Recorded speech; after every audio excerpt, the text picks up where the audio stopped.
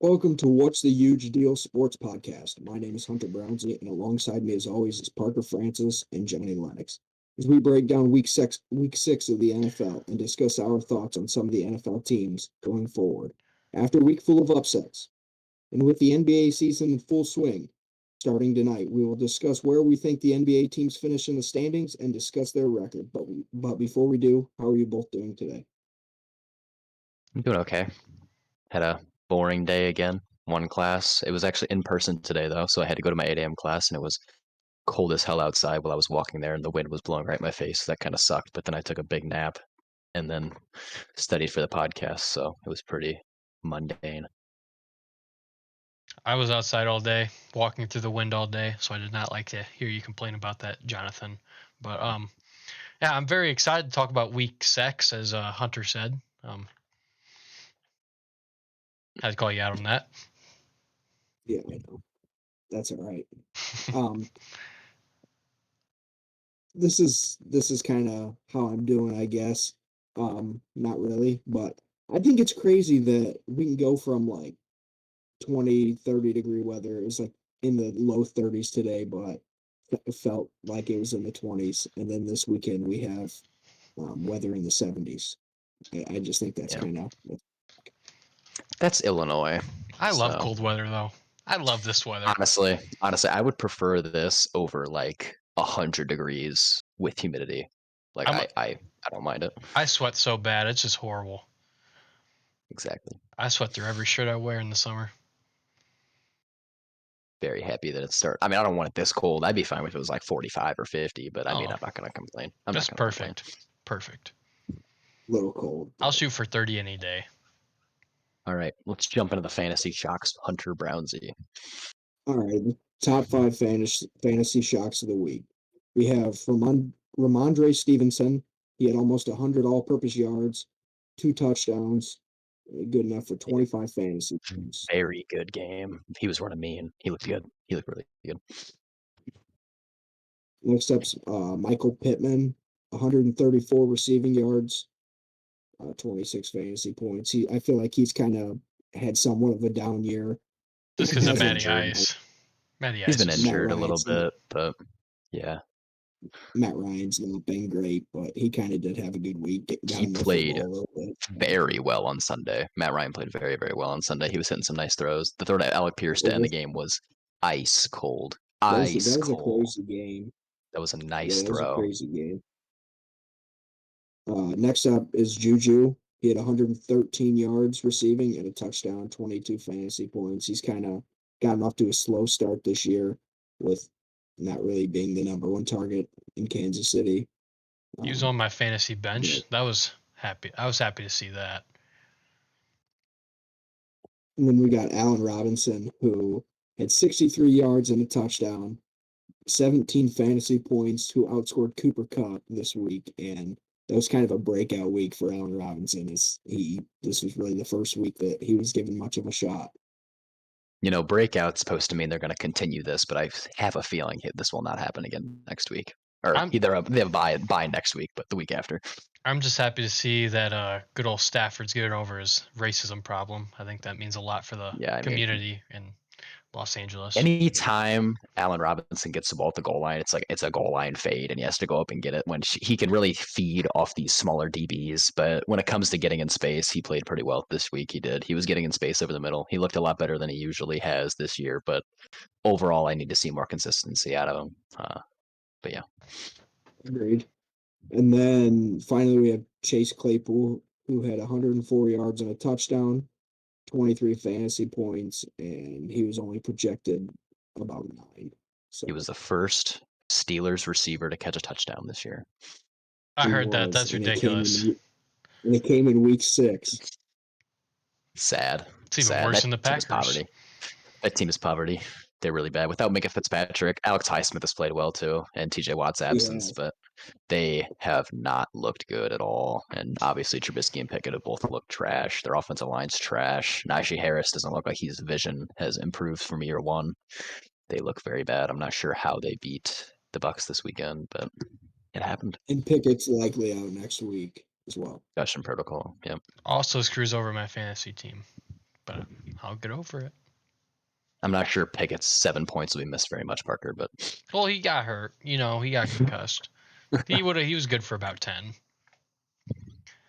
And you know what? Those 3 points would have won because Cortland Sutton sold the bag. well, Russell Wilson's got to give him the ball. So Russell Wilson needs to just take a seat. Honestly, Russell Wilson for Jordan Love looks better for every day for the Broncos. not for the Packers. No, Yeah, how does that work? How would that even work? I don't know. Just Jordan Love needs a shot. But look, by the looks of it, he'll get a shot next year. Says Russell who? Wilson's being paid big money. Parker, this is one of the best quarterback classes in like the last decade at this point. Why would Jordan Love get a shot next year? Oh no, I've seen Rodgers retiring after this year. I've seen a few reports on that. Yeah, we'll see. We'll see. I doubt it, but no. Dude, Jordan Love went in there. He should have had 4 completions, but there are 2 drops by the receivers at the end of the game. Don't think I didn't. Let's not. Oh, They're played playing terrible. prevent coverage. They're playing back. They're giving cushion, whatever you want to call it. And 2 drops by receivers. The one drive he had was bad. He went 2 for 4 with 2 Anyway. drops. No. I knew you were going to bring this up, and I told Johnny that on Sunday after he got me. So I decided to do a little bit of research myself, and his career passer rating is under 30. Which is terrible. That's all. He can step it up. Hard to get worse. He's had 2 starts. His passer rating's 30. 27, I believe, is what it actually was. Well, either way, enough about Jordan Love. We can't be talking about this too long. Let's jump into the Commanders Bears Thursday night game last week.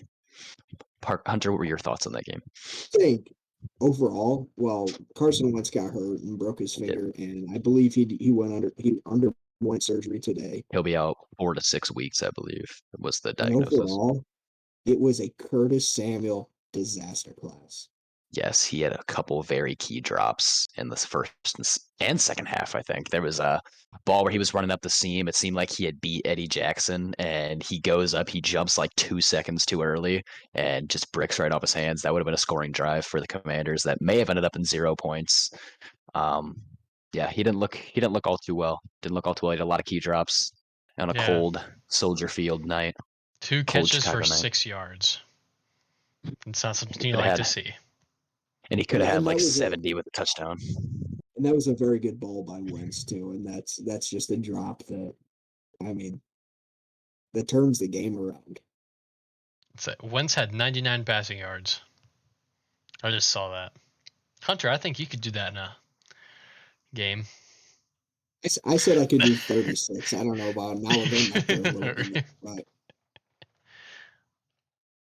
Well, there was another quarterback playing in this game, and his name is Justin Fields. And once again, Justin Fields did not look great until that final drive. I see constantly on Twitter people over there saying, well, Justin Fields, he may not look like crazy good all game, but he has a scrambling ability, the ability to get outside of the pocket, and that last drive looked very good. His wide receivers just couldn't catch the ball.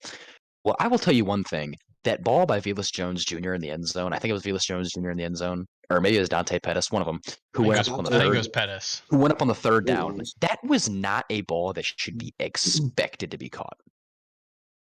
I don't think it is. And like so many people were on Twitter saying, that's a drop. That's terrible. Justin Fields deserves better. Look at Justin Fields in shambles after trying to carry this team once again. He didn't carry them at all. Justin Fields is terrible. They're at the goal line. They get to the goal line 2 or 3 times in the first half and come away with 0 points. 0. He throws an interception off a defensive lineman's helmet.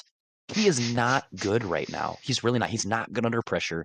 He cannot put balls in windows, and he's too scared to throw the ball in the tight windows. Like if there's a tight window, but a ball is developing, he will not throw it. He's just way too timid right now. He needs to let it loose at some point. This Bears team's bad. I don't think he has really anything to lose. But yeah, not a good showing from him at all. He showed a very good sense of getting outside of the pocket on that last drive. He had like a 30-yard run that set him up first and goal. But besides that, he really did not play well all game. The touchdown pass to Dante Pettis was pretty solid. But yeah, outside of that, that was like one of his only good balls he had all day. I don't think he's looked solid at all this year. I think Bears fans are a little delusional when it comes to his future. I think he can definitely step it up. I think he has a lot of talent, but right now it's not looking not looking solid for him at all. I love, even though I am a Packers fan, I love Justin Fields. I think he has a ton of potential. He's like, if I were to watch one quarterback, he'd be up there for like my favorite to watch. There's something about watching I just love. But About watching bad football, huh?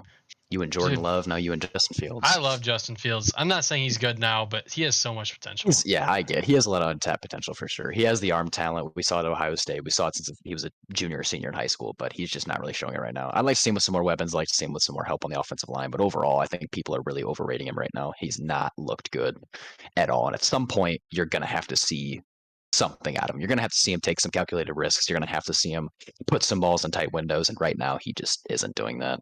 He doesn't look very good under pressure either. So.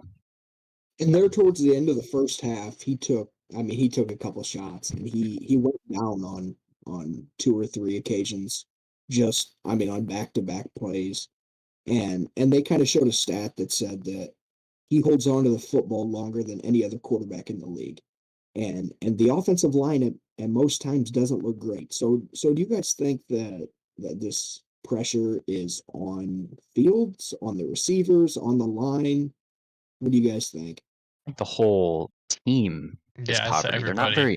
They're not very good. Like the offensive line outside of Cody Whitehair is like terrible. They're poverty. They can't sense pressure. If you run a single, like they were running the stunt against Chicago, it seemed like this entire game where they were bringing Jonathan Allen across the line or Payne across the line. One of them, they're running the stunt that just kept working over and over and over again. The Bears' offensive line couldn't pick it up. They couldn't stop it. And it was like, that was just basic stuff that they can't stop. They can't bring an extra man. They can't stop pressure whatsoever. And Fields can't deliver the ball in time. He holds on to the ball too long. He has no anticipation. He's not ready for routes to break. He's throwing the ball too late. He's making his mind too late. And by the time routes do open, he's trying to get outside of the pocket and make something happen with his legs. It's not a good look in Chicago right now at all. He's also not keeping his eyes downfield not. at all. No. He's taking the check down whenever he can. He's going straight to the check down a lot, way too often. Or just getting out of the pocket as quick as he can. He doesn't want to be in the pocket. So yeah, it's a rough time in Chicago. Which makes it a little tougher for his offensive line to hold the ball. But one plus for this game, if we're ready to move on, was the fact that the Commanders' defense finally did look really, really good. I think they've been kind of underwhelming to start the year, but Deron Payne looked really, really good. I think Jonathan Allen was making some pretty solid stops. Holcomb looked well up the middle. Cam Curl looks like maybe one of the better safeties in the league this year. So overall, I really like what I saw the Commanders' defense. They were stifling. They were stopping the run pretty decently well. I know I think it was Khalil Herbert who broke a run, got him into the goal line either in the first or second half. Yeah, that was Herbert. Yeah, Herbert. So they let one run go, but overall they played really, really stifling defense. I mean, you win 12-7, obviously you're going to play pretty solid defense. They were stopping the run pretty well. They were getting a lot of pressure on Fields. Weren't allowing many openings downfield besides that one touchdown. So overall, I liked what I saw out of them. I think it's a promising step forward, even if it is the Bears. I think it's good for the Commanders because that's going to be if they're going to make some type of presence in that strong NFC East, they're going to need their defense to step up. So I think that was a pretty big game for them overall in that case. And if Washington could ever get Chase Young back on the field, that would make that defense just that more deadly. Yes. Another thing come out of this game is there might be a new meme because Justin Fields taking that deep breath in because he said he was trying to work on him or work on like himself under pressure. He looks like a doofus. So there might be a new meme here, and I'm all about memes. Well, I really hope he's not a cringy quarterback. We got too many cringy quarterbacks. I think we just have Russell Wilson. Too much. Well, he's enough cringe for all of it, but we do not and need any more Gesicki. cringe. Just throw Gesicki in there. That gritty. He said he was done. No. His gritty was good. It was good. But he looks like an idiot. I don't like him. He doesn't. It was way better than the first one. You have to think if he had that much improvement after 2 weeks, I think if he gives another 2 or 3 weeks, he could be hitting it pretty hard. I think it worries me that he did improve that much in 2 weeks because what is he doing in his free time? In the mirror. In the gritty. He's just every day in the mirror hitting the gritty, hoping he scores a touchdown. That looked good. I liked it. I actually did see something on him hitting the gritty. One of his college teammates, I can't remember his name, but was in contact with him talking about him hitting the gritty, and I guess he rated it, and the first one he told them it was bad, and Mike Yasicki literally said that it looked better in the mirror. So he Yeah, I was did see practicing. that tweet. I think there was at least improvement shown, which is something we have not seen out of Jordan Love. So He hasn't had a chance. Just wait. well, moving forward, what's the next game of choice here? Packers Jets. Packers Jets. Big win for the Jets. Big game.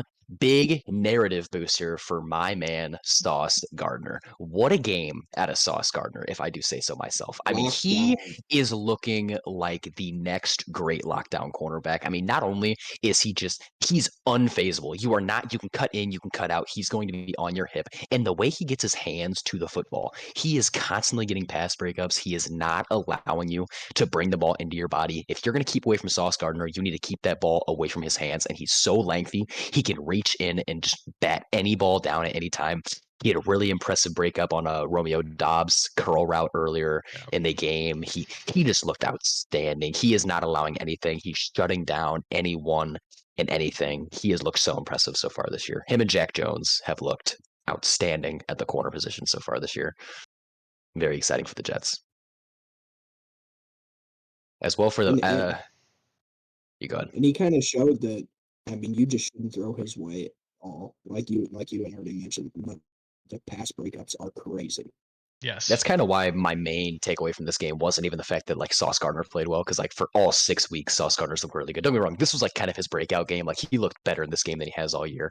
But DJ Reed on the other side also played very, very well. He was on Alan Lazard's hip, toe to toe with him on a go route earlier in the game. It seemed like they were not just allowing anything. Aaron Rodgers was under duress. Nobody was getting open. Both corners played absolutely outstanding. Quinnen Williams had an outstanding game. He was getting insane pressure. Overall, this Jets defense looks young. They look good. They were stopping the Packers offense, which so far has not looked very electric. But either way, they looked really, really, really good. I liked what I saw out of them for sure. Made it very, The very hard on the Packers have Packers kind offense. of had a penalty problem this year, I think, and it's not that they're really getting that many penalties, but it's just the fact that when they do, they come in big times. And Yeah. in this game, I mean, Aaron Jones had a huge run in the first half, and it got brought back by an Elton Jenkins hold.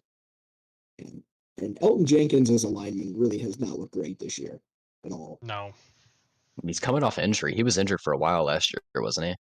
Yes. ACL or Achilles or It something like was, that. It was I big. It was believe a big one. ACL. Believe ACL. It was a big one. Yeah, him and David Batt. But yeah, Elton Jenkins was having false start penalties, holding penalties. He was really holding the offense back more than he was helping them. But Josh Myers also did not have a very good game. I mean, Quinnen Williams was getting pressure whenever he wanted to. That whole interior of the offensive line did not look good. They couldn't run the ball very much. Yeah, overall, it didn't look great for the Packers offensively. One bright And side is defensively, Robert Tonyan coming off ACL injury as well as just about every other lineman, or not lineman, but every other player on the Packers. 10 receptions, 90 yards. It's about time he had a breakout game. Very happy to see that, but Speaking of breakout, that was actually the Packers record for most receptions by a tight end at Lambeau Field. I did not know that, but I'm very happy to see Tonyan back. But yeah. in my opinion, that's a good thing. Like, good for Tunyon. But at the same time, it's almost a scary thought for the Packers because it's like, wow, you guys were getting so shut down that he had to take the check down that many times. Like, that's what Robert Tunyon is. He's a safety blanket. He's not a guy who's going to go down the field and like make these crazy good catches. Like, that was Aaron Rodgers having to use a safety blanket at least 10 times to move the football down the field. So yeah, I mean, they didn't look super solid, but good for Tunyon. Good for him. Glad to see that the Packers backs got some more touches this week, but Yeah. Quentin Williams and that defensive line just shut down the run game.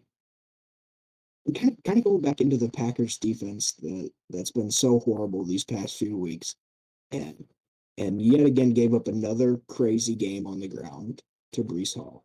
Yes, Breece Hall looked outstanding. I mean, He looked outstanding. He is running mean. He is hitting the hole. He's always moving his feet. He's hard to bring down. He's good out of the pass game. Breece Hall is special. Breece Hall is really, really special. He looks absolutely outstanding right now.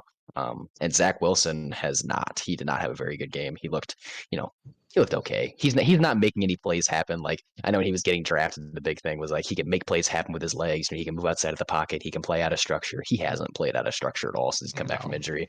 They threw the ball like 18 or 20 times or something against the 18. Packers. Like 18. it is pretty obvious they don't trust him as much as they do Flacco, which at this point in time is very, very concerning. As a Jets fan, I think you should be concerned about that. They're not getting the ball to Garrett Wilson very much either, who, when Flacco was in the game, was getting a lot of targets, was getting a lot of leverage, and he was making plays happen. So it's pretty obvious that Zach Wilson cannot hit windows that Joe Flacco can. He cannot physically sit in the pocket and make the throws that Flacco can. But I guess he can use his legs. He makes some stuff happen with his legs overall. But yeah, been a tough sledding for Zach Wilson so far. And Zach Wilson did take a shot downfield to a wide open Corey Davis, but he underthrew him, so it allowed the defender to recover. So, but Corey Davis actually was wide open on that play. But yeah, he underthrew him really bad. Him allowed the defender to kind of get in there. He still made the catch, but that was not a good ball from Zach Wilson. No. Overall, I think this just really kind of proves that the Packers aren't a very good football team this year. I'd kind of put them right above the Rams, I think, is where I would kind of slot them in. I think their defense is much better than the Rams, and or not much better, but their defense is better than the Rams. They do have better offensive line. Their weapons are worse, but overall, their offenses probably look better than the Rams the first 6 weeks. Their defense looks better. So I would slot them in right above the Rams. Both of these teams have taken kind of a fall from grace. Last year, they were somewhat of powerhouses. They were beating really good teams, high-powered offenses, stifling defenses, and so far they have not looked the same in 2022. So I think this game really kind of proved that. Even though the Jets are kind of good, like they're not a bad team. Their defense looked really, really good. Their special teams is making some really big plays. I think the Jets will make a push towards 500, maybe a game over 500. I don't see them being like 10-7 or like 11-6, but I can see them hovering around 9-8, 8-9. They're going to have a tough schedule. They're going to have the Dolphins to play still. They're going to have the Bills to play still. Even the Patriots aren't easy wins, so their division alone is really, really tough. But yeah, I can see them hovering around 500. I think if Zach Wilson can step it up a little bit, maybe that ceiling goes a little bit higher. But right now with Zach Wilson a quarterback, and they don't seem to be wanting to target Garrett Wilson very much. But with the defense, with how good Sauce has been playing, with how good Quinn Williams has been playing, their whole D line has been playing really well. So yeah, I'd say they can surprise some people. I wouldn't quite put them as like a AFC contender, but overall, I would probably say the Packers are at best first round exit right now in the playoffs. They have not looked good in any part of their team besides D line, kind of, I guess. It's been rough. It's been tough. Rashawn Gary's looked very, very good. Kenny Clark's had a good season, but Devondre Campbell has not looked like an All-Pro. Yeah, they're having a hard time getting big plays out of their role players, and so far they haven't had a number one receiver breakout yet. I think that was kind of their plan. They're like, with Devontae going, we're either going to get Dobbs to break out, or they're going to have Lazard break out. Something's going to happen, but none of them have really shown out to be a true wide receiver one. So it's been tough for them for sure. And the way things have gone, it looks like the Packers really only have two bright spots. I mean, one being the fact that Aaron Rodgers is under center, and you can't underestimate that man and what he can do. He could completely turn the team around, but he obviously needs help. And also the fact that the Packers are in the NFC and the NFC is completely in the air. And who knows? I mean, the NFC is awful. Vikings look good though. I don't think I see them as like Super Bowl contenders, but the Vikings look good. I would slot them in as the NFC contender right now, along with the Eagles. I think them and the Eagles are probably the top, but also the 49ers. I think people yes, they just lost to the Falcons. I know that's not like a loss you want to have, but I think as Jimmy G kind of eases into the season, he'll start looking more and more like last year's Jimmy G, who's not going to elevate you. He's not going to win you any football games, but he's not going to lose you any football games. He's going to get the ball to Debo. He's going to get the ball. He's going to hand it off. He's going to get the balls underneath. He's going to get it to Kittle. And the defense is going to be the reason that team is really, really good. So at this point, I think the Niners will win the NFC West, not with ease. I don't know who's going to take over number 2, but right now I see the Niners winning the NFC West, and I think they'll probably be kind of the 4 or 3 seed, and they could be definitely a team in the playoffs to look out for with their defensive line, and their secondary looks pretty solid. So I could see them as definitely the team to come out of the NFC. But the Eagles obviously right now look very, very hard to beat. I would really like to see them play the Chiefs. I'd like to see them play the Bills. I'd like to see them play one of those teams. But unfortunately, their schedule is a little bit weaker than some of those AFC powerhouses. But overall, they look really, really good. I think Jalen Hurts has looked decently solid. AJ Brown looks like one of the better receivers in the league. Their offensive line is obviously insane with Jordan Mailata, Lane Johnson, Jason Kelsey, and they've been able to run the ball. That's the big thing with them is that they've been able to get the ball in Miles Sanders' hands, get him in space, let him run the ball, and that's been a huge time of possession thing for them. They've been able to move the ball whenever they want to in multiple different ways, and their defense looks solid, really, really solid too. So overall, there's not a lot of holes on this Eagles team. You just question if they're quite up there with the Bills and the Chiefs at this point in time. Yeah, because they are so run heavy. I mean, Jalen Hurts has had a pretty good year, but he's not Josh Allen, Mahomes caliber. So, and I don't necessarily know that this team can compete with them. I mean, they're the only undefeated team, and they've looked really good, but they don't have anyone that really, really, really stands out. They just seem like a well coached, well put together team. And I think Nick Sirianni's done a pretty good job at play calls this year.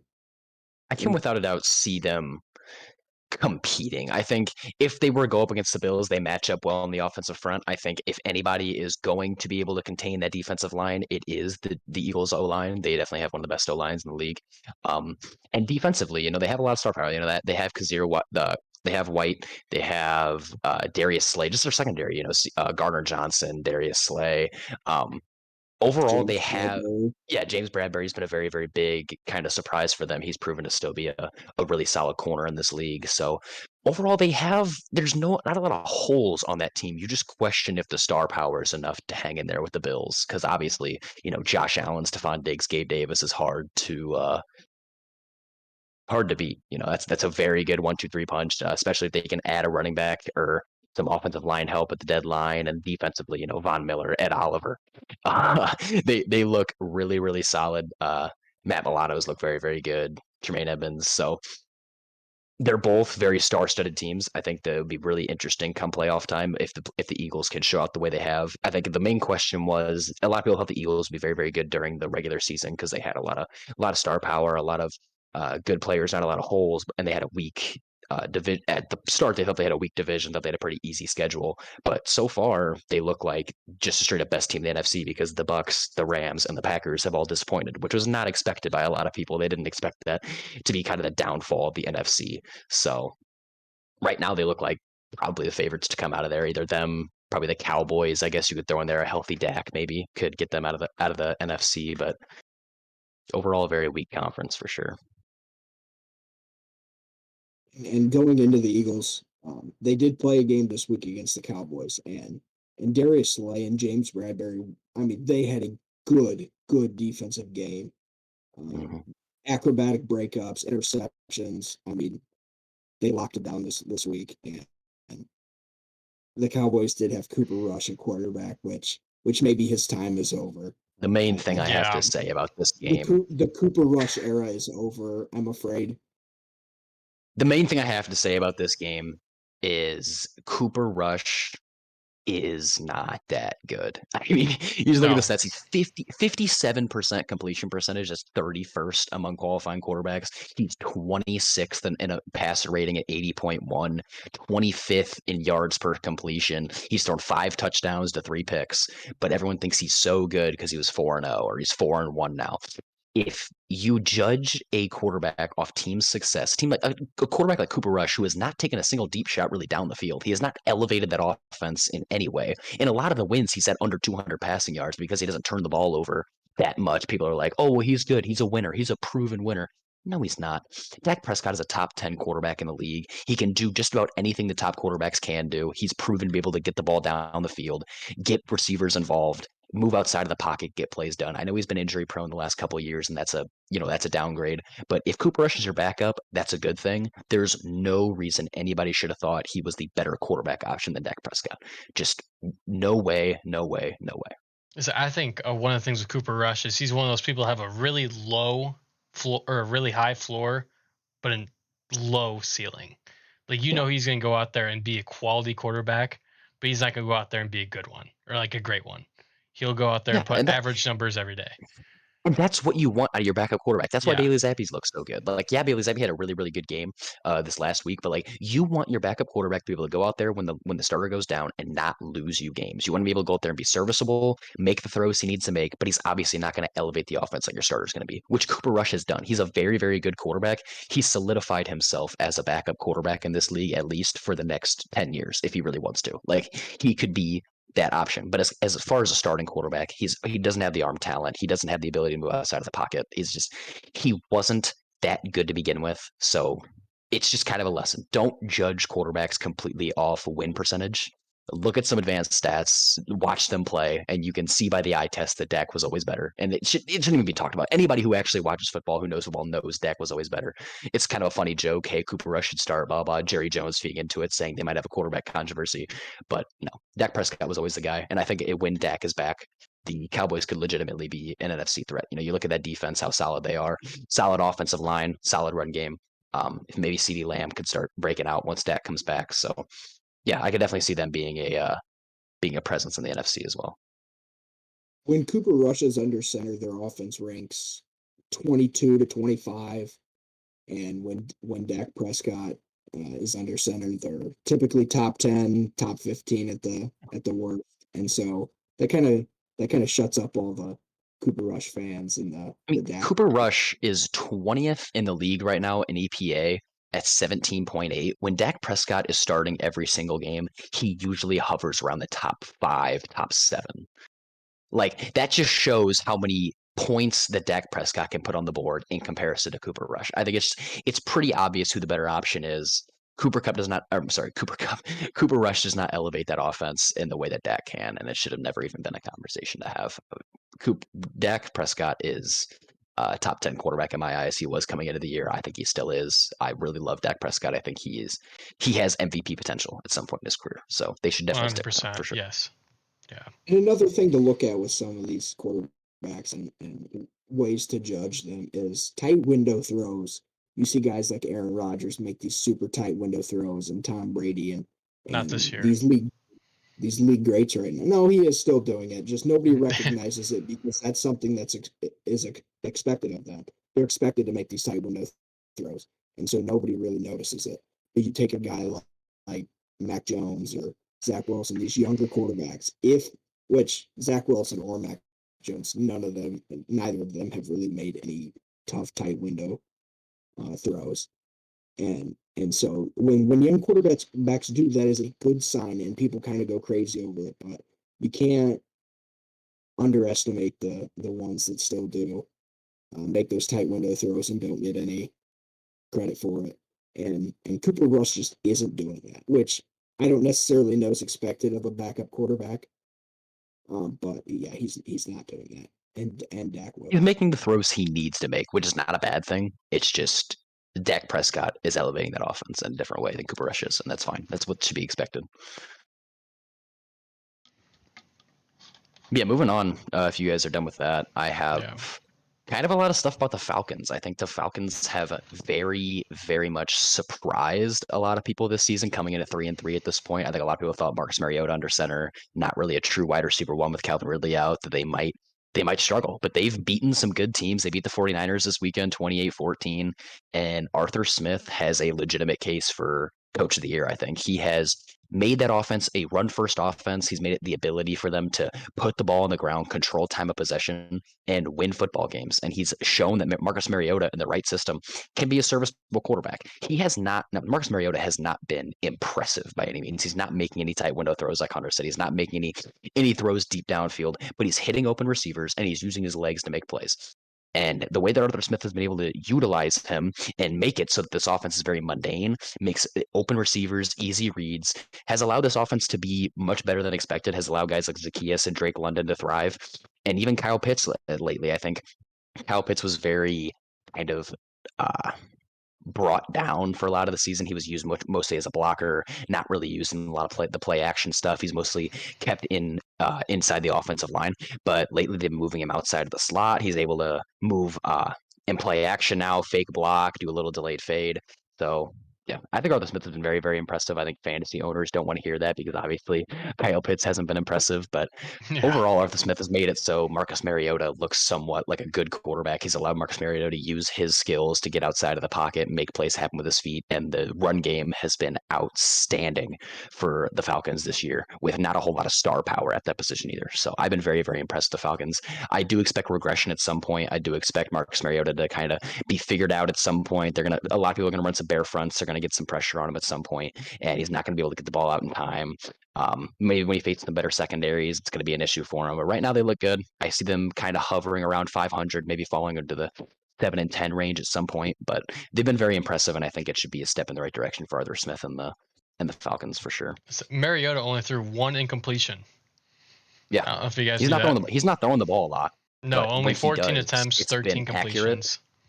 It's been a lot of RPOs. I think it's been a lot of play action stuff, which is not a bad idea. I mean, I think Arthur Smith is definitely like nobody should think Marcus Mariota is a great quarterback right now. Like he shouldn't be in Pro Bowl or All Pro conversations, but he has looked good enough to win the Falcons games. He's looked good enough to get the ball to open receivers and get outside of the pocket and make plays happen like that as well. So I've been very, very impressed with Arthur Smith. I've been impressed with this Falcons offense and how good they've truly looked, how kind of they've utilized the ground game. They've utilized time of possession, and they're winning football games right now. So good for them.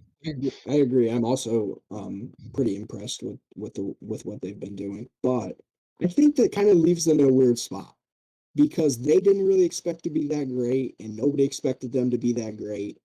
And Marcus Mariota, like you said, is serviceable, but he's not that guy. And No. so I think that leaves them in a weird spot because you you kind of need to know where you stand with Ritter in a strong class, potentially maybe drafting a guy, which I don't think will happen, but Mariota's not that guy. So I think kind of as maybe in a Falcons fan perspective, you expected to see Ritter a little bit this year, just kind of to see maybe what he brings to the table. But with the way the Falcons have been playing, I mean, they're They not going to have get they're not going to get a right now. seat. They have a shot at the division. So They do, yeah, Yeah, and 100%.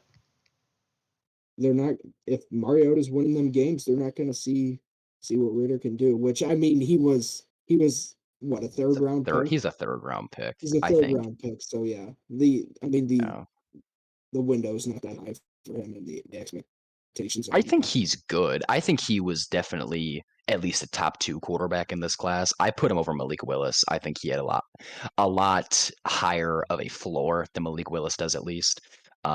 Maybe not as good as Pickett and in college, maybe. But at the end of the day, he's a third round pick. If they don't feel like he has it, it's not like they wasted a whole bunch of draft capital on him. Go get your guy this year. But they might not be in position to draft that guy, considering how good they are right now. I mean, if they actually make a legit push for the division, if the defense keeps playing the way they are, AJ Terrell has been turning it on as of late. Grady Jarrett has looked really, really good. If they can keep playing like the way that they are and hover around 500, that might win the division. I expect the Bucks to at some point make a push and kind of move to 2 or 3 games over 500 at some point. But if they don't, and the Falcons legitimately have a push for the division, they might not be in position to make to get that quarterback if they feel like there's a guy at the top of the board they want. Um, but yeah, I expect regression from the Falcons. I don't think they're going to stay like this the entire year. I think they're going to get figured out a little bit. I don't think their run game will be as successful when they play a team with a better defensive line. But overall, they look good right now. Like I said, I think they can hover around 500. It's a definitely good step in the right direction for the rebuild at the very least. So Yeah, that division's pretty up in the air. I mean, it I is. think the Bucks will take it. But Every NFC division right now is up in Yeah, the air I was gonna besides say the that. NFC, besides the North. I mean, the Vikings have a Yeah, pretty big lead in the North, but besides that, the West is all tied up right now. The East, obviously the Eagles, the Cowboys, and the the Giants, Giants, the yeah, 5-1 and the Giants, Giants could legitimately make a push to that division. So, and the South is just bad. I mean, 3-3 for the Falcons, 3-3 for the Bucks. Saints aren't too far behind them at 2-4. So it'll be interesting. The division pushes will be interesting for sure. I just think that this has to be one of the weirdest NFL years no, it's definitely because strange. they're like rebuilding teams. This year's allowing rebuilding teams to kind of go through a winning phase and maybe win their division. like the All because the Giants. Jets. the powerhouses haven't looked good. The teams that people thought in the NFC were going to be back into the Super Bowl hunt, like the Packers, the Bucks, the Rams, they haven't looked good at all. Their offenses don't look high powered. Their defenses don't look like they can contain teams. So it's allowed teams like the Giants, who are in the midst of a rebuild, to look somewhat solid. Brian Dable has allowed Daniel Jones to look like an actual solid quarterback. I don't think he's looked great by any means, but he's looked okay, which in past he hasn't looked okay. He's looked like he needs to be replaced right now. So Yeah, he's looked they deep. went from Barkley has looked insane. Like, it's allowed teams like that to kind of break out, to win these close games, to control time of possession, which is a big thing this year. I think that you see the teams that are winning are controlling the time of possession. They're running the ball. They're keeping the ball in their hands. They're converting on third down. And it's really, really helped them out, especially because their defenses have looked so good. So that's kind of been the big thing this year. These rebuilding teams are winning games on the ground. They're controlling time of possession, and they're allowing their offense to work, keep their defense off the field, keep them fresh, and it's worked out for them so far this year. A lot of teams.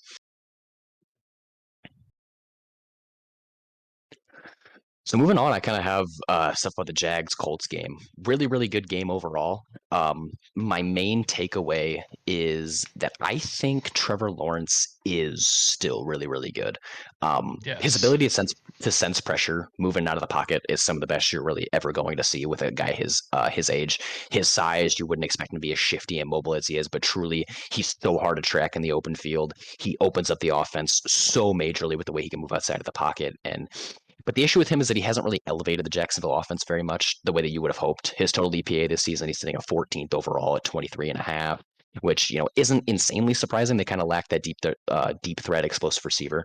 But a stat that really, really surprised me was the fact that he's hovering around 13th in the league for EPA per rushing attempt, which for me, he looks like one of the best rushing quarterbacks in the league. He looks like he can control the offense. He looks like he can throw out blocks, point out blocks, get in open field. He's very, very hard to take down. He runs very strongly. He takes long, hard strides. He's definitely very good around the goal line. He had 2 goal line touchdowns earlier this last game against the Colts. So I kind of expected him to be near top 5 in that stats. The fact that he was around 13th kind of surprised me. And why he's made a big jump from last year, he hasn't been as elite, game-changing recently as he was in the first 2 games of the year. By no means is that he means a focal reason for the rough stretch that Jaguars have been on, though. He's also 13th in adjusted total QBR. Obviously, the Texans' loss was inexcusable. The offense was completely shut down. Great effort by the defense was wasted, but it was mostly the opposite against the Colts. I think the offense looked really, really solid. Their rushing game early on looked outstanding. They had a 60-yard rush for a touchdown. Travis Etienne broke off a big run, got him in the red zone. Trevor Lawrence looked great on the ground. Like I said, he had 2 rushing touchdowns on the ground. They looked really, really great on the ground, but they still let a Jonathan Taylor-less Colts offense run them to the ground. I mean, Matt Ryan has only good performance of the year with 389 yards and 3 touchdowns. They were having their way underneath. They did not have any presence in the middle of the field defensively. And they never really even tried to take the top off the defense till the end touchdown to Alec Pierce. So overall, I feel like none of the units for the Jaguars overall look terrible. It's just they need to work more to be in sync and find more consistency as the season progresses. Because the AFC South is still wide open. This loss does not mean they're out of it by any means. That AFC South is wide open, and I expect the Jaguars to make a push for it near the end of the year. But they definitely need to find more consistency. Trevor Lawrence needs to find a way to kind of explore ways to create explosives in that offense a little bit more. And I would like to see him move outside of the pocket a little bit more, make things happen with his legs as well.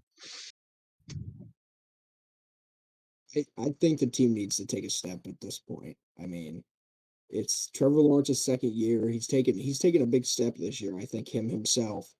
But the team as a whole, I mean, the roster's not great, but Say Travis Christian Etienne's, Kirk. yeah. They've Travis overperformed. Etienne's been pretty good this year. They've overperformed. Like, Trayvon Walker looks really, really good. He looks like a pretty solid first overall pick as of right now. Devin Lloyd looks like he's going to be in defensive rookie of the year conversations. I think Travis Etienne and James Robinson have both looked really, really solid when they've got playing time.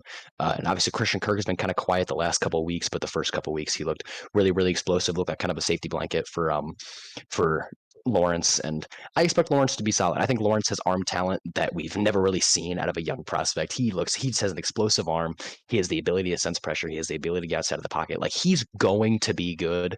They need to build the team around him a little bit more. They need to find a little bit more weapons for him. But overall, this Jaguars team is overperforming. They shouldn't be expecting to like be a playoff team this year. Like, the fact they were 2-1 and sticking in a game with the Eagles the way that they were was kind of surprising to a lot of people. I think they could take a step. They have taken a step. Trevor Lawrence has taken a step. A lot of the offensive weapons have taken a step. Defensively, they look like they drafted really, really well. But yeah, they're definitely ways away from being like a really, really, really good team. Or not ways They're away, headed maybe in a the year or right two, maybe a direction year or for two sure, away. though. But maybe a year or two away from being a really, really good team. But overall, like I said, I would like to see Trevor Lawrence kind of take some more time to be like create explosive plays. Maybe that's kind of their main issue right now. They're not really getting balls down the field.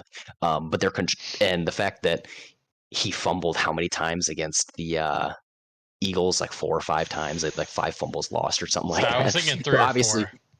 obviously he needs to hold on to the ball a little bit better, but overall he's not throwing as many picks as he was last year. It seemed like he was guaranteed a 2-pick game like every time he stepped on the field last year. So he's keeping the ball in his hands for the most part.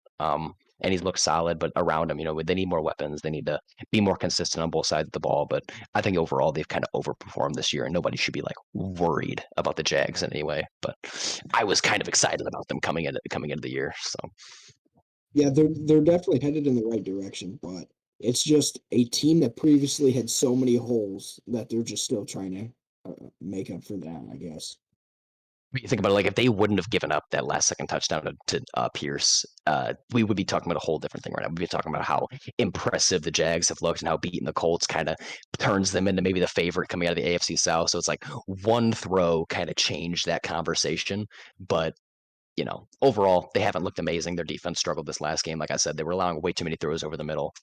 They just kind of let Matt Ryan carve them up all game, and they can't let that happen. They need to be more consistent on the defensive side of the ball. Offense obviously needs to be more consistent. They had a good game this game, but last week against the Texans was terrible, absolutely horrific. So definitely to find With more consistent. Jonathan Taylor, with Jonathan Taylor being out, it kind of forced Matt Ryan to throw the ball a Yeah, lot more, and he succeeded. He played really well. and he did. He did. So I think he threw it 54 times, maybe more. I think that's what I just saw. That's something I would never expect from Matt Ryan in his year 20 or in 2022. I don't know how old he is, but Well, he's think about the definitely getting up Jags. there. Moving back to the Jags, they need to run the ball more. Like overall this year, they're averaging just under 5 yards per attempt rushing the ball with all the running backs. That's not just Robinson, Etienne. Like that's both of them combined. They're averaging 5 yards per carry. Like to me, that just means you need to hand the ball off more. They need to work the run game. They need to keep working time of possession. The defense will play well if you control the time of possession. That's how a lot of these rebuilding teams have been able to find success this year. They're not turning the ball over and they're controlling time of possession. They're allowing their defense to be off the field, rested. They're keeping the ball in their hands. They're creating points. So I think if the Jags keep doing that, they can still hover around 500. They could possibly take the weak AFC South, but they definitely need to try to do that more. Lean more on the run game is what I think. Yes. So the next game I have is yesterday's game between the Chargers and Broncos, and I kind of just want to start off by shouting out some guys. Drew Tranquill, dog. Derwin James had a great game. Baron Browning, dog. Pat Surtain had a game. Both offensive lines were dealing with major injuries. Overall, they didn't look great. Herbert didn't look as comfortable in the pocket as we usually see him. Opened the game missing a lot of throws high, but he dialed in as the game progressed. But overall, I didn't think he was super, super impressive. I think you can tell he's missing Keenan Allen. He's missing that guy underneath, that route runner who's going to create a lot of space. But both of the lines absolutely showed out. The Broncos averaged just Just no 4.2 Joey Bosa. yards. Yeah, yeah. Khalil Mack played outstanding. Sebastian Joseph Day had a game, but the Broncos averaged just 4.2 yards per carry. On the other side, Austin Eckler averaged 2.6 yards per carry. So that's just master classes by both D lines. LA made a mistake early on where they had kind of a confusion on the formation and allowed that touchdown, that rush through the rookie tight end. Looked like the corner was kind of running a man look, and the safety seemed to think it was some sort of cover 3. He was kind of moving towards the middle of the field, so a little bit of confusion there. They were able to let the tight end get wide open there, but after that they looked really, really solid. Both defenses looked outstanding. Russ was held to like 15 yards passing in the second half. So yeah, both defenses played absolutely insane. Pat Surtain wiped Mike Williams out of the game. I am ready to say that Pat Surtain literally is the best corner in the game. I'm a Jalen Ramsey fan. I'm a Rams fan. I think Pat Surtain might be the best corner in the NFL. And he's Completely young, wiped Mike super Williams out of the young. game. Yeah, second year in the league. He wiped Mike Williams out of the game. 2 catches for 17 yards, and I'm not even sure both those catches were on Pat Surtain, but that was Mike Williams' stat line. Like, he has just looked electric. He is not allowing guys to find any type of separation. He's like Sauce. He gets his hand in there. He makes plays on the ball. He does not allow any separation whatsoever. I'm ready to say he might be literally the best quarterback in the league. But yeah, overall, both defenses look very, very solid. I can't say the same about the offenses, though. It was a dogfight. The Broncos have a pretty solid defense. Their offense just time and time again is struggling to put points on the board. And I think Russell Wilson played a little bit better this week than what he has previously, but that's not saying a whole lot. And he didn't play good, but it was a very small step from what we've seen in the past few weeks. No, he looked bad. You can have a good first quarter. Good. He's Russell Wilson. That's what I expect out of me. Threw like 10 for 12 and 100 something yards and a touchdown. But you cannot look that bad in the second half. They're paying you too much money to not being able to see open receivers over the middle. He refuses to take the check down sometimes. He's like, his eyes just go completely downfield. And on third down, when you're looking down the field to throw a touchdown, when you have a wide open check down to your tight end right there in front of you, you're just not looking at it. You're like keen on taking that shot down the field. It's really, really sad to see. I think Russell Wilson needs to open his eyes. He needs to realize that maybe those explosives aren't there right now. A lot of people are running a lot of the teams running those too high safety looks. The explosives aren't really there as much anymore. He needs to run an offense where he's okay with taking the check down. He's okay with being a run heavy team, and he needs to realize that that's what it's going to take to win. Because right now the balls downfield are not happening. His receivers are not finding separation, and they need to change the game plan or something, because Russ has looked terrible. He looks like he's blind in some ways. Like, he just doesn't even look like he's looking off his first read. He's sticking on reads way, way, way too long. He's not taking the check down. He hasn't looked impressive at all. He's not even looked worth 100 million, nonetheless 245 million. Like, he looks so bad. The amount of money he's being paid to just suck is ridiculous. And the pressure was awesome. The pressure was big. Like, Drew Tranquil had a couple sacks. He looked outstanding. The linebacker for the Chargers, he looked unreal. Khalil Mack obviously had a really, really good game. He was getting a lot of pressure. Sebastian Joseph Day was completely lighting up the run game, not really allowing him to go anywhere. But yeah, Russ has to look better. He has to be able to sense pressure better. So Russell Wilson is appearing to be the Chris Davis of the NFL, just hogging all the money and doing shit with it. And coming from an Orioles fan, Chris Davis sucks. I don't know if I'd quite compare him to a Mr. 59 game hitless streak, but I mean, when it comes to quarterbacks, he's up there for it. If you're gonna compare it, that'd be him. He's been very, very underwhelming this year for sure, to say the least. He's been horrible. It didn't look like either of those teams even wanted to win. I mean, in overtime, neither teams were getting any type of push. They just kind of refused to take the check down. They refused to work any type of play action passes. They were just keen on trying to get the ball down the field. It wasn't working. The run games weren't working, and it was just a punt game until a muffed punt. The muffed punt was the only reason the Chargers took home that game. I felt like it was going to be a tie. I thought we were in for another primetime tie, but thankfully we weren't, and the Chargers were able to pull it out. But so maybe the Broncos are purposely just blowing it to get a better draft pick. I don't know why they would do that, but they were all in. They were trying to win this year. I really struggle to believe how this team with so much potential just sucks. But then again, I look at the Green Bay Packers, the Buccaneers, and the Rams, and it just seems to be a continuous thing. And the Raiders, if you want to throw them in there. The Broncos should be better than the Packers. Yes, they should be better 100%. Than the Rams. They should be better than the Bucs. They are such a much better, well-rounded team. But with Garrett Bowles out, Javonte Williams out, like, there's some key pieces missing for this team. But yeah, overall they just haven't looked good. Well, the thing is, you could kind of predict a little bit of a step back with the Packers losing Devontae Adams and that. Like, the Broncos just should be better. I mean, they really should be. So people had them winning this division. Yeah. And the Raiders did not look great, but no. A guy who looked really, really good for the Broncos, to say something good about the Broncos, Baron Browning, the young outside linebacker. He looked outstanding. He was getting pressure all night. Every time he was rushing the quarterback, he looked like he was being shot out of a cannon. He was great in the run game. He was getting to Herbert early. He was putting him under duress. And he actually had a pick in this game too. Yeah. He had a pick that was deflected. So yeah, Baron Browning looked outstanding. He was getting to the quarterback. He was rushing off the edge. He was definitely one of the main reasons that Herbert was under constant duress, and definitely one of the main reasons that the Broncos took this game home. Or sorry, the Broncos lost. What is one of the big reasons the Broncos had a chance to take this game home? Yet again, another disappointing primetime game for Russell Wilson and the Broncos. I think it's time to Luckily, we just get to trade him. It's going to be about 2 months until we see him on primetime again, but I don't think that's long enough. I think we got to trade him off primetime. Put a different game on there. I think the NFL is fully capable of doing that. But So I don't know if you guys saw that roughing the passer called in that game last night. I saw that on Twitter this morning. They said he went too low. You talking about the one where he And- went at his knees, or you talking about the one that was like helmet to helmet? No, he There were went both of low, them. and There were two of them kind that were of got kind of bad. tripped. Like he got tripped. He started falling, and when he was falling, he kind of took down Russell Wilson. He Because I didn't think really have a voice. the rule kind of is you cannot try to take out a quarterback's legs when going for the sack. Like you can't go after their knees. But he looked like he made initial contact like up near his hips and kind of moved down into like his thigh area and pulled him down. I don't know. That wasn't even the worst roughing the passer penalty in the last week. But it definitely wasn't good. There definitely needs to be something done about that. Overall, if they would have reviewed that one, they wouldn't have had enough to overturn it, I think, because he did go low and he like kind of was near the knee area. But I don't think it was a good call. I don't think Russell Wilson was in any danger of like tearing his ACL there, getting his knees taken out. But yeah, I mean, the what's refs new? in that game in general were not very good. I don't know if you saw that. A lot of pass interference penalties. Mathis, And that, Drew. I don't know what his first name is, but Mathis. He's a rookie corner for the Broncos. Had 4 pass interference penalties in the first half.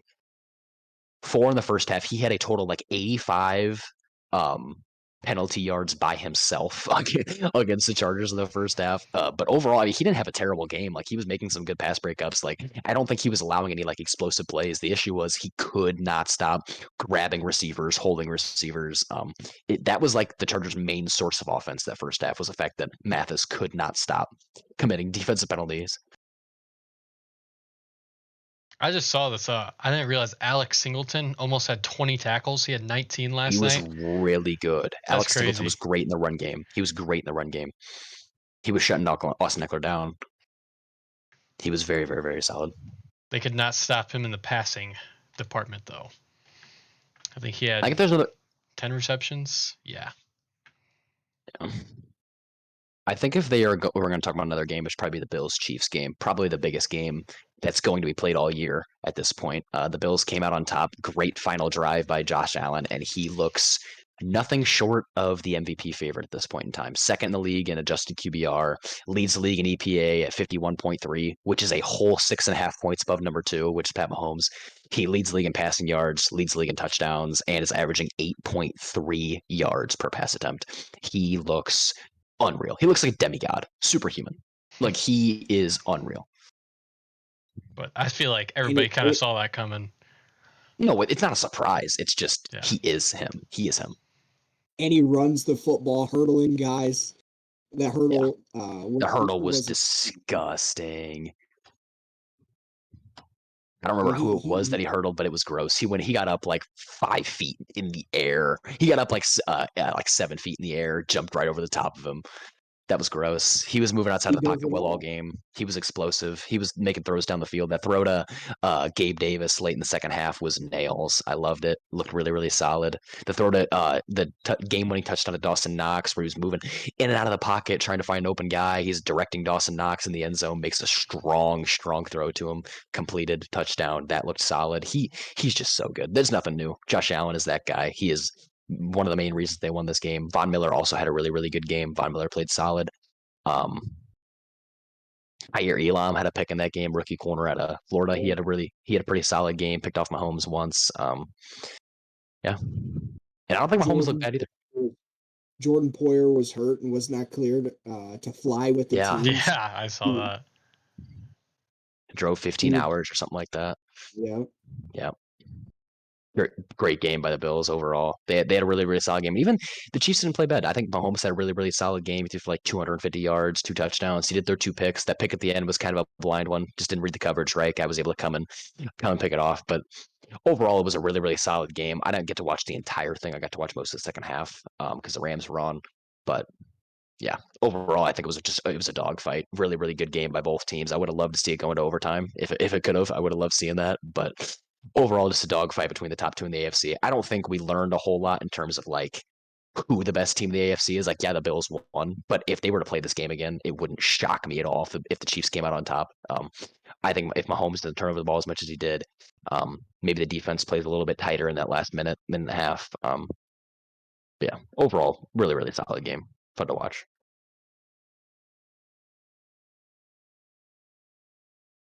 All right. Is that all we have for football, then? I think that's it for the NFL. Okay, moving into the NBA. So the first team I have, we're only going to talk about 5 in this podcast. First team I have down is the Boston Celtics. Their expected win number is 53.5. Last year they won 51. I think, and I know Johnny disagrees with this, but I think it is a lock.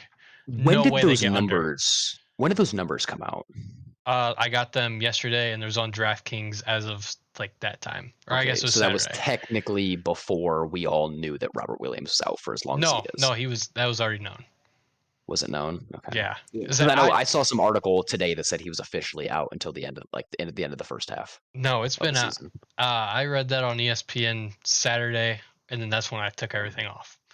So yeah, but, I mean, they'll probably hit the under. I think that interior defense is going to really, really, really struggle for the most part. But I think I see Jason Tatum playing like an MVP caliber player again.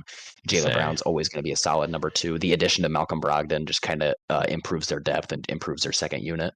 So I see them being good. I definitely see them being. By the time Robert Williams comes back, they will be a playoff team. It just Are they hovering around the 5s? Are they hovering around the 5 seed? Are they going to be up near the 2 seed? How much are they going to value sitting players and making sure they're ready for the playoffs and not getting injured? I don't know.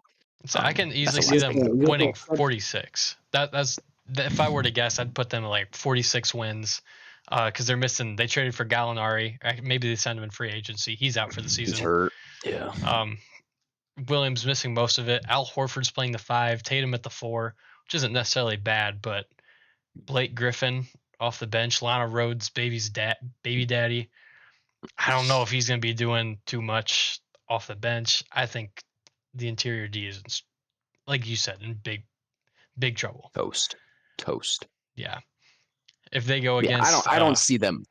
They're going to be a good team still. Obviously, they have too much star power to like miss the playoffs. They have too much bench depth to miss the playoffs. But overall, yeah, that interior defense is going to struggle. I wouldn't be surprised to see them make a move, possibly go after like some lower level, defensive center, something like that. Maybe Miles Turner, because I don't see the Pacers holding on Miles Turner and Buddy Hield. It'd be a high level. That would take a lot of draft capital, I think, a little bit more than people are expecting. I think if they land that trade, that automatically shoots them favorites.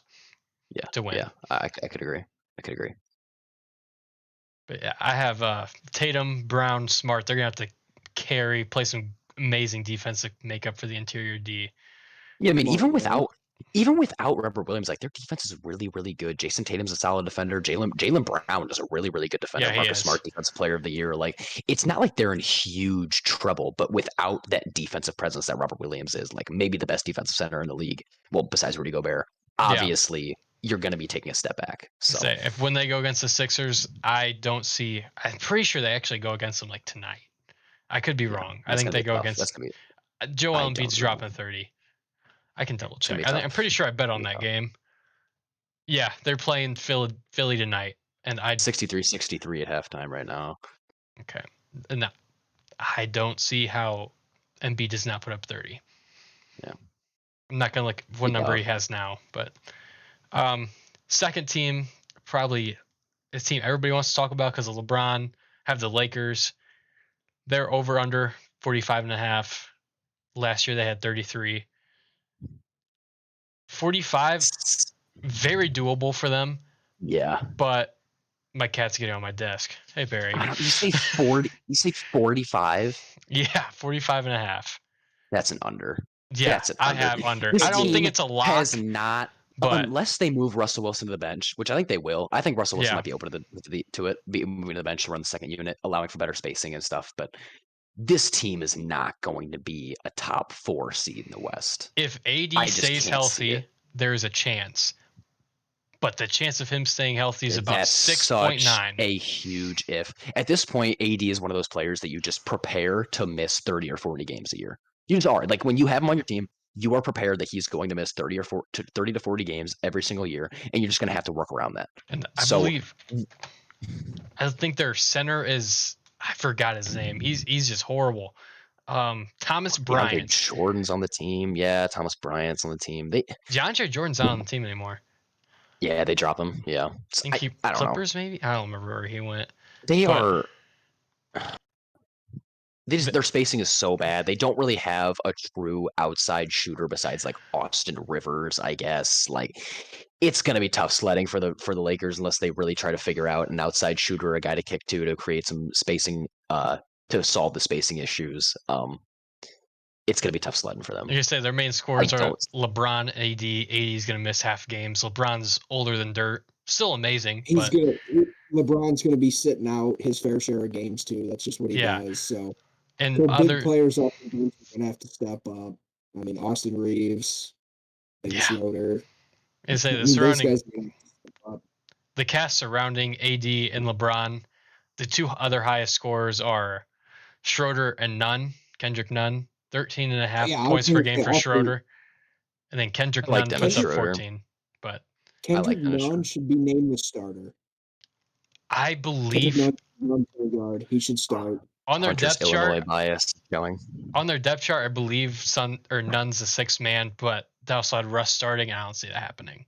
I don't see that happening either. I think Pat Bev is probably going to start, or maybe even Dennis Schroeder. I wouldn't be mad to see Dennis Schroeder start. I think he could definitely help spacing. I think he's maybe the best. He might be the best distributor on that team. He's not point guard wise, I think Schroeder. But with how much defensive help they need, it would really, really help if Patrick Beverley could start. I think he should. Pat Beverley should definitely start on that team. Help them defensively, at least, because their interior defense is going to be bad. At least without AD on the court, their interior defense is going to be bad. So at least try to help out the perimeter D. Get some type of presence out there. When they face Embiid or Jokic, 50 plus, because there is nobody stopping them. I don't know Thomas Bryant at all. From what I understand, he's a nobody. I've never heard of that dude. He was a wizard for a little while. He hasn't really shown. I know the name, but I don't know the dude at all. Maybe he's a defensive guy, but I don't see anything good coming from that. Other team staying in LA have the Clippers. They're pretty good. This team is by far my favorite to win if they stay healthy. I think they have an NBA Finals lock. I wouldn't say it's a lock, but I don't think they are going to be the highest seed in the world. I think they're going to really, really try to sit some of their stars a lot. The last thing they want is Kawhi or Paul George to miss another playoff run. That is the last thing they want. I think they'll be seeing their fair share of time on the bench just to make sure they can maintain healthy. But they are going to be a very, very solid team, I think, star power wise. But you also look, they have kind of the same issue the Lakers does. Their interior defense is not going to be the best. Who's their starting center right now? Zubac, but I did some research. Yeah. He has decent defensive stats. He's like not a Rudy Gobert by any means, but he'll go out and put up decent. And they have Marcus Morris Sr. at the 4. He's a dog. He just plays with that grit that you want. He's not necessarily great. But it's definitely a stars and scrubs roster, but I definitely see them being one of the favorites. I think Paul George, and once Kawhi Leonard comes back, like obviously that's defensive presence you want on your team. He is the whole package, top 10 player in the league. Yeah, and they have 3. Paul George.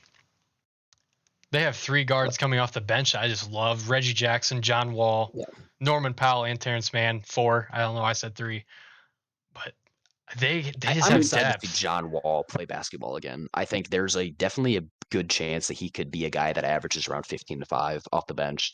I think he could be pretty electric coming off the bench. We haven't seen him play in like 2 years, but with how good he was in the past, I could definitely see him at least being a key role player for that team and, helping them down the playoff stretch for sure. But it's definitely going to come down to how healthy can they stay. Can Paul George and Kawhi Leonard stay on the court? Can they be ready for a playoff run? Because I see them probably hovering around a 5th or 6th seed, just considering how much they're going to have to rest players.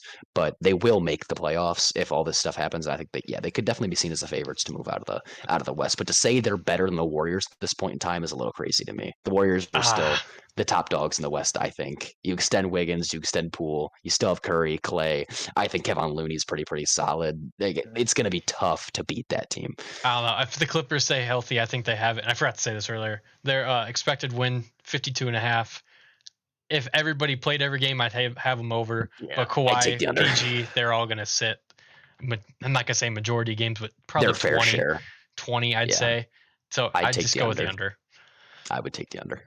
Other team, which I cannot believe they have them at 45.5 games, the Atlanta Hawks. Last year they won 43. Now they're adding DeJounte Murray. I think he's going to add more than 2 wins to their overall. So I That actually helps have their this as a perimeter lock. defense a lot. I mean, you see Trae Young; he's a great distributor. Obviously, one of the best pure scorers in the league.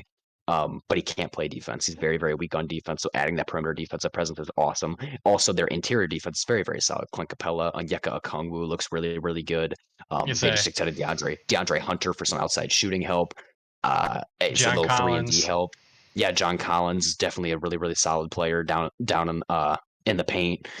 Big pick and roll presence. So yeah, I could definitely see the Hawks being one of the main teams in the East. I don't know if they're the favorites. I would still kind of favor the Bucks Yeah. probably over the Hawks, I don't know. but I think the Cavs. I the think Cavs look good. they're going to The have some Cavs look star good. power.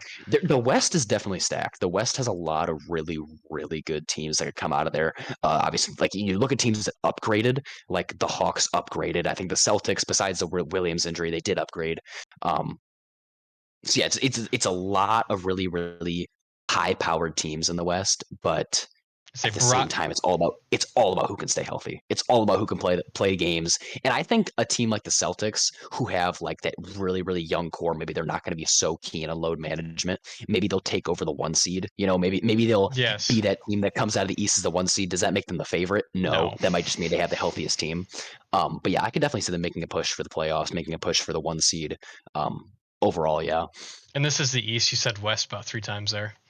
Oh, did I? Yeah. Sorry. But say I have some notes here. Last year, Okongwu missed 34 games.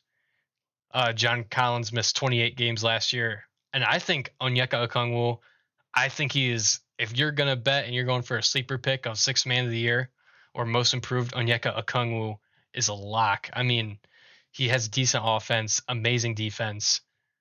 He's very, very solid on defense. He's not even that tall, isn't he? He's like 6'8". I think 6'7", 6'8". I'm not for sure on Yeah, that. he's not super big, but he's just super, super aggressive around the rim. He grabs rebounds like anybody else can, and yeah, He he's looks a like really, really solid option off the bench. looks like a Draymond with a little more scoring is how I kind of look at him. He's a solid option off the bench. And then DeAndre Hunter. Go ahead, Hunter. I think that team should be really good. I mean, I was kind of thinking about them adding DeJounte Murray, and that guy is such a two-way player. I mean, last year, he was racking up the assists, so he's not afraid to pass the ball, and that's what the Hawks need because the ball will be in Trae Young's hands. So, he makes up for Trae Young's lack of defense, and I think that those two should work really well together.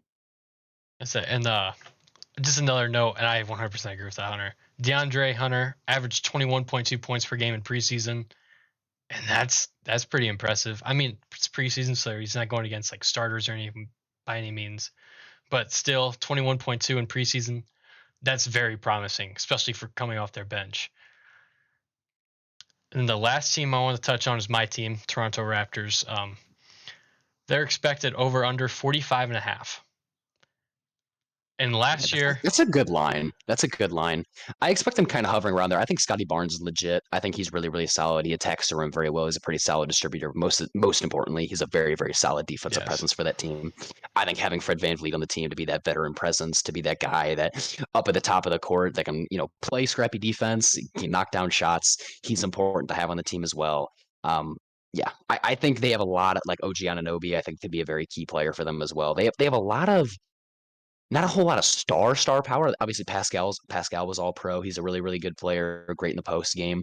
But they just have a very, very deep roster. I think it's so deep.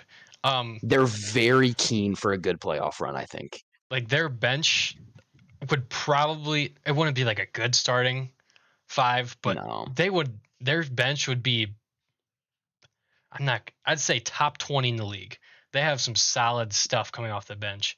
Malachi Flynn, he dropped 73 points in a pro-am, which isn't like serious or anything, but 73 points is insane.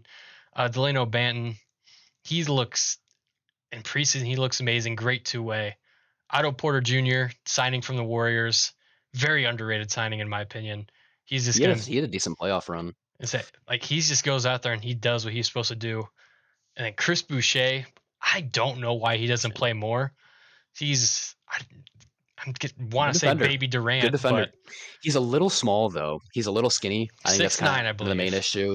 He gets pushed around a little bit, down low a little, like kind of, but he grabs rebounds pretty well. I think he has some decent Good defense down offensive low presence. overall. He's a very good Yeah. scorer. And then Precious Um, Achua, I mean, Yeah. he's gonna be a beast. They're just really undersized down low. Like that, like Pascal's 6'9", Chris Boucher's 6'9", Yeah. Precious Achua is like 6'8". Like I really fear for them in that way when it comes to like grabbing rebounds and when it comes to like interior defense. But Yeah. I do like what they have with Pascal. I think they have a lot of scoring options down low. They can hang with anybody down low. And I think Fred VanVleet's great distributors, great shooter up top. I would say they're gonna hover around that 45 win mark. I have them kind of around like the 5 seed, probably coming out of the East if I had to guess right now. But yeah, last year they'll they won. be a good team. Last year they won 48 games, and Pascal missed a few games. Without him, they were 40-28. I definitely see them going over 45. I can see them hovering around 50, maybe a little bias, but there's not a weakness. I don't think it's know gonna be how close. healthy. What? I think it's going to be close. I It will mean, be close. if I had to pick, I would say slightly under, maybe. If I had to pick, But I'd say over. I think if I had to pick, I'd say over because I trust Scotty Barnes a lot. I'm a big Scotty Barnes fan. I think he could. Okay. I wouldn't say he's Giannis, but his play style is very similar. He has a lot of aggressiveness. Yeah. He attacks the rim very, very well. The main thing for the Raptors is will they be able to keep Pascal on the court? He's an All-Pro type player, great defensive presence, great offensive presence. Post fade is beautiful. His moves inside are very, very nice. He's very some very nice post moves. Works with the best post players down low, and I like Pascal. I think if he stays on the court, if Scotty Barnes can have this kind of take the next step out of his rookie season, obviously rookie of the year, if he can take that next step and turn into kind of not a superstar but a star player for this team, I think the Raptors could be very, very good. Looking at a all-pro player like Pascal and then combine him with maybe even an all-star this year like Scotty Barnes and the veteran presence. I very much like veteran presences. I like to have that on my team. I like to have somebody who's been there before. And Fred VanVleet's a champion. You know, Fred VanVleet's been down that road once before. So if I have anybody running the points, Fred VanVleet for me. I want him up top. I want him taking shots. And overall, I this team, I think they have a lot of depth. They have a lot of decent defense. I think defense might be their downfall, though. Interior defense might be their downfall when they're facing teams like the 76ers. Thankfully, in the draft, they drafted Christian Kolako. I don't know how to say his last name. I feel like a fake fan for that. But he Pac-12 Defensive Player of the Year. I believe he's around the 7-foot mark, so hopefully he gets a lot of playing time. He'll kind of put together that interior defense because I believe Pascal can guard anybody at the 4, but at the 5, it's a little shaky. Pascal, like everybody on the, I was gonna say the Packers, the Raptors, everybody's a two-way. Like they can score and they have good D, and I think that's what Masai Ujiri went after. Like he just likes everybody in that build. But another interesting thing about the Raptors is every single starter from last year averaged more than 15 points. They distribute the ball really well. And they have so many playmakers. Like every single guy that starts for their team, even like the post players, I feel like distribute the ball really, really well. They're good at finding open guys. They're good at spreading the ball around. So that's a good thing to have for a basketball team. I say they're just so kind gritty. Of a plus I have for them. I don't know. I just love this team. Go ahead. I think I'm going to change. I think I'm now going to take the over. Yeah, I would take the over. The slight over. I would say they're going to hover around 46. There are going to be so many bad teams in this league trying to tank for Victor. Victor. They're going to. Yeah, so, and I don't blame him. I don't blame him. He's unreal. For a team that plans on being competitive, they're going to win a lot of the games that they should win, I think, because those bad teams are going to lose a lot. I feel like even if they bench Pascal, they can just add Achua to the starting lineup. I just feel like anybody that goes out, they have another man ready to step in at any moment, which I feel like is very, very good to have in this league, especially when everybody gets injured on this team, sadly, which is very annoying. But speaking of that, who is your favorite to get Victor? Who do you think is just going to blow chunks this year? Jesus. The Thunder have a good chance with Chet being out. That's like exciting for the Thunder to me. Like the fact that they can get a guy like Chet Holmgren, they already have Shea. Like the rebuild is going so well. They have Giddey, and the fact they can still be really, really bad this year and even have a shot at getting Victor. Like if I'm them, I'm excited because even if you don't get Victor, like Scoot Henderson, I know is a very, very good prospect coming into this draft class. Like this is supposed to be a really, really strong NBA draft class next season. So yeah, the Thunder. Overall, the Thunder. The Thunder is expected to get around 23.5 wins. They're expected. Chet, I'm not shocked. They're expected to suck, but that's not even my favorite to get them. I think it's got to be the Charlotte Hornets. The Hornets. Yeah, they're gonna suck. They're gonna be bad.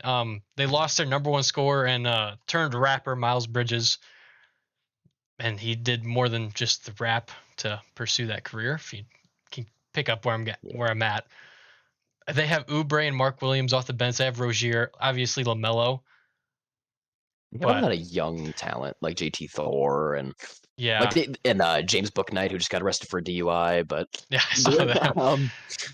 But yeah, I think they could be solid. I think LaMelo is going to be enough to win them like a couple games by himself a little bit. Like he's so good distributing the basketball. He's so good at attacking the rim. He's a great shooter. I know he's going to be out for the first couple weeks with a knee injury or an ankle injury, something like that. But ankle. Yeah, I mean, they do have a decent shot at getting the number one overall pick. I mean, you look at the fact that they did not get better. They got much worse. They did not improve their interior defense whatsoever. They had drafted Mark Williams. They lost Bridges. Yeah, Mark Williams is good, Duke guy. I think he's solid, but overall that didn't really solve any of their problems. If their young guys show out, like if they can get some star power off the bench at a JT Thor, and if Bouknight comes back and Mark Williams, like they're a really good spot, but they won't be a good team. Like having young talent like that makes you an exciting team. Doesn't exactly make you a good team. Will they get 23 and will they be near 23.5 wins? I don't know. You want to know what their over under is? This is insane to me. This is a 100% a lock. 33.5.